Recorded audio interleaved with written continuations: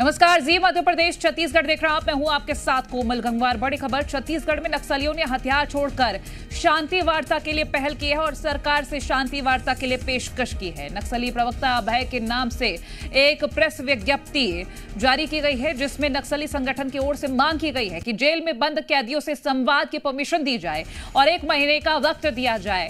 नक्सली संगठनों ने देश भर के छात्रों, महिलाओं, किसान और श्रमिक संगठनों से समर्थन की भी अपील की है और वार्ता की पेशकश के बाद भी सरकार ने नक्सलियों के खिलाफ कार्रवाई और गिरफ्तारियां तेज कर दी हैं। मई 2025 से महासचिव समेत 28 बड़े नक्सली पकड़े गए हैं। तो ये एक बड़ी खबर है और कहीं ना कहीं सफलता भी है, क्योंकि लगातार नक्सलवाद पर प्रहार जारी है और इस प्रहार के बीच में नक्सली संगठन की ओर से ये प्रेस विज्ञप्ति दी गई है, नोटिस दिया गया है कि हम सरकार से बातचीत करना चाहते हैं। हालांकि सरकार अपना रुख पहले ही साफ कर चुकी है कि ये लोग बातचीत करें या कुछ करें, इनकी कोई शर्त नहीं मानी जाएगी। और हमारे साथ डिप्टी सीएम विजय शर्मा जी जुड़ गए हैं। बहुत स्वागत है सर आपका जीएमपीसीजी पर। बहुत सारे सवाल नक्सलवाद को लेकर हमेशा विपक्ष खड़े करता रहता है। अभी तो पहले एक बड़ी सफलता हम इसको ये मान रहे हैं कि नक्सलवाद खात्मे की ओर है और नक्सली अब खुद से अब पेशकश रखें, लेकिन आपने तो पहले कह दिया कि हम बातचीत कोई शर्त के साथ नहीं करेंगे। अभी क्या रुख अख्तियार करने जा रही है सरकार? बातचीत मतलब ये 15 अगस्त को जारी हुआ पत्र है। पत्र में ये कहा गया कि 15 अगस्त के समय उनके मन में यह भाव आया कि शांति करके और मतलब संघर्ष विराम करके आगे बढ़ना है। लेकिन 15 अगस्त के बाद भी आप देखेंगे तो अनेक हमारे शिक्षा दूतों की हत्या की गई है और आईडी ब्लास्ट से हमारे कुछ जवान घायल भी हुए हैं। ये 15 अगस्त के बाद की घटनाओं की बात मैं ले रहा हूँ।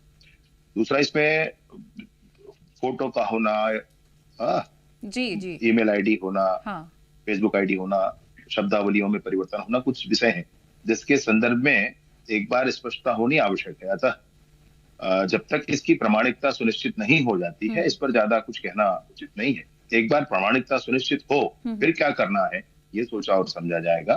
परंतु इतना अवश्य है कि सरकार, डबल इंजन की सरकार, केंद्र की और राज्य की सरकार एक गोली नहीं चलाना चाहती और बड़ी स्पष्टता के साथ ये भाव है कि बस्तर के कोने कोने तक भारत का संविधान लागू होना चाहिए। बस्तर के गांव के विकास के मार्ग पर बिछा हुआ आईडी ये दूर होना चाहिए और बस्तर के गांव तक विकास की गंगा पहुंचनी चाहिए। इस मार्ग पर जो भी होगा वो दुरुस्त किया जाएगा, ठीक किया जाएगा। सर, जेल में बंद कैदियों से बातचीत की भी उन्होंने उम्मीद की है, परमिशन दी जाए, ऐसा लिखा है, उस खत में जिक्र किया गया है कि अगर कोई स्पष्टता होती है तो क्या इस तरह की परमिशन दी जाएगी?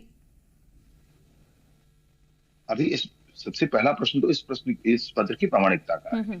अगर ये उचित है, प्रामाणिक है, इनकी सर्वानुमति से ये लोग ये सब कुछ कर रहे हैं, तो फिर हम लोग आपस में चर्चा करके वरिष्ठ लोगों से मार्गदर्शन प्राप्त करके, जैसे कि माननीय अमित शाह जी ने जब ये कहा कि मार्च 2026 तक सशस्त्र नक्सलिज्म समूचे देश से ही समाप्त होगा और उसके बाद कार्यवाहियां आगे बढ़ी थी। माननीय विष्णुदेव साई जी का बड़ा मार्गदर्शन है। तो ये सब कुछ उच्च स्तर पर एक बार निर्णय करने की बात है, उस पर क्या किया जाना चाहिए। परंतु फिर भी मैं कहूंगा इस पत्र में भी विभिन्न कंडिकाएं, विभिन्न उपधाराएं हैं। ये होगा तो ये होगा, ये होगा तो ये होगा। चर्चाएं ऐसे नहीं होती है। बहुत अच्छी सरेंडर पॉलिसी सरकार की है। भारत में सर्वश्रेष्ठ सरेंडर पॉलिसी जो है वो छत्तीसगढ़ सरकार की है। तो चाहे इनको चाहिए कि मुख्यधारा में जुड़े, जनता के बीच जाए, काम करें और जनता के बीच काम करते हुए अगर आप जनता के बहुमत प्राप्त करते हैं, सबको अपना विषय समझा पाते हैं, तो आप अपनी सरकार बनाते हैं और फिर आप अपने विचारों को लागू करते हैं। बिल्कुल। तो ये बहुत सुंदर रास्ता लोकतंत्र का है। ये सब छोड़कर कोई बंदूक रखकर जंगलों में घूमे, कोई किसी का गला रेते, कोई किसी से हफ्ता वसूले, जंगलों में ठेकेदारों से पैसा लेना, ये सब कोई अच्छी बात नहीं है। तो ये सब तो खत्म होना ही है। विषय है कि एक बार जिन लोगों ने भी ये पत्र लिखा है, अगर ऑथेंटिक है, निकलता है, तो और स्पष्टता से इस बात पर काम करेंगे। और ये जरूरी भी है। बहुत आभार आपका। जी जरूरी। एक आखिरी सवाल और, क्योंकि बड़ी सफलताएं हमारे जवानों को मिली है, कोई नई रणनीति के साथ आगे चलेंगे क्योंकि तेज रफ्तार कर दी गई है नक्सलवाद पर प्रहार के लिए? कभी बारिश के समय में ऑपरेशंस नहीं हुआ करते, इस बारिश में माननीय अमित शाह जी ने बड़ी स्पष्टता की थी कि सोने नहीं देंगे नक्सलियों को। बिल्कुल। इस बारिश में भी ऑपरेशन हुए हैं और बड़ी सफलताएं मिली। आप देख लें भी